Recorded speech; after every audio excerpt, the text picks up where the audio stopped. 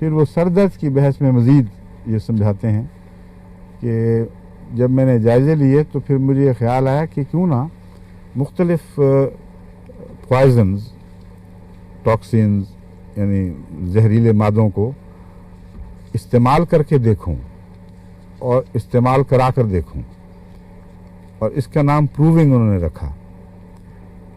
थोड़ी डोज में बार बार खाया ताकि जिस्म हार जाए उससे, और फिर देखूं कि हर पॉइजन अपना क्या असर दिखाता है। मसलन एकोनाइट एक जहर है, वो उससे भी सर दर्द पैदा होती है।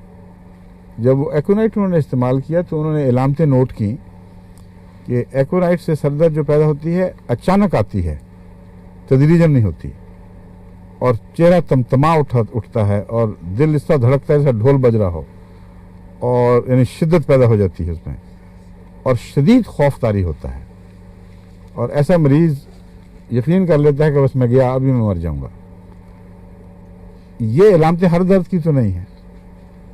तो उन्होंने कहा अगर इस किस्म की दर्द हो और एकोनाइट बहुत कमज़ोर करके इतनी खफीफ मकदार में दिया जाए, उसको पोटेंटाइज करना कहते हैं कि उसको फिर हिलाया जाए तो उसके ज़र्रे बराबर सब जगह फैल जाएं, तो हो सकता है ये बैरूनी जो पैगाम है ये अंदरूनी ख़ाबीदा ताकतों को जगा दे।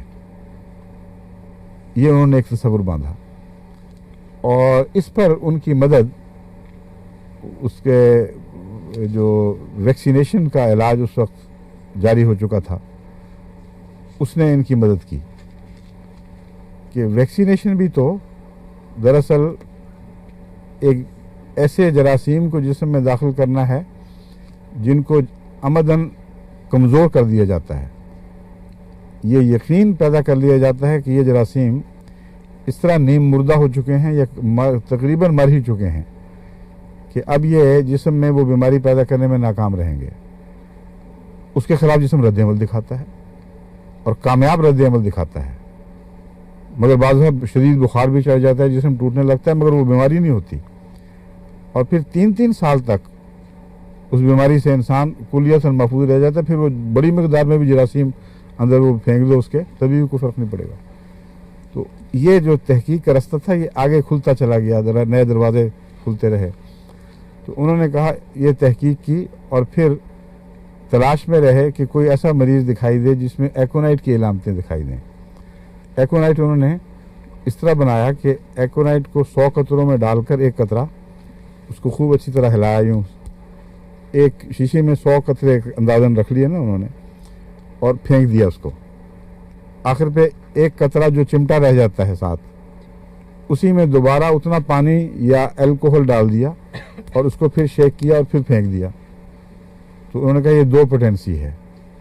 पोटेंसी का भी बता दूं क्या होती है, यानी एक कतरे का 1/100 अगर हो तो उसको एक पोटेंसी कहते हैं, और उस 1/100 का 1/100 यानी 10,000वां हिस्सा वो 2 पोटेंसी है, और 10,000वां हिस्से का एक लेकर उसको फिर 100 से ज़रब दे दो तो कितना बन जाएगा, 10 लाख हो जाएगा या ज़्यादा, 1 करोड़ है, 2 सिफर और हो जाएंगे बस।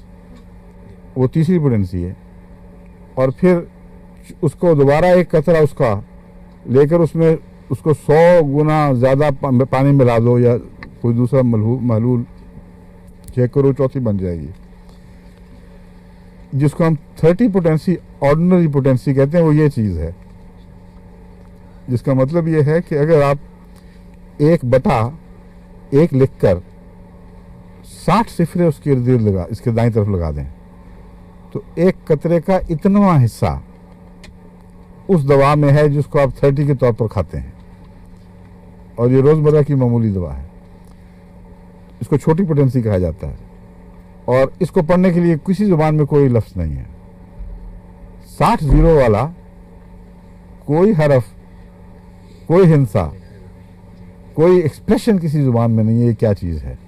इसलिए साइंसदान जब इन हदों में जाते हैं तो उसको उसके ज़रिए ज़ाहिर करते हैं, मुरब्बा करके, स्क्वायर इतना स्क्वायर, इतने स्क्वायर।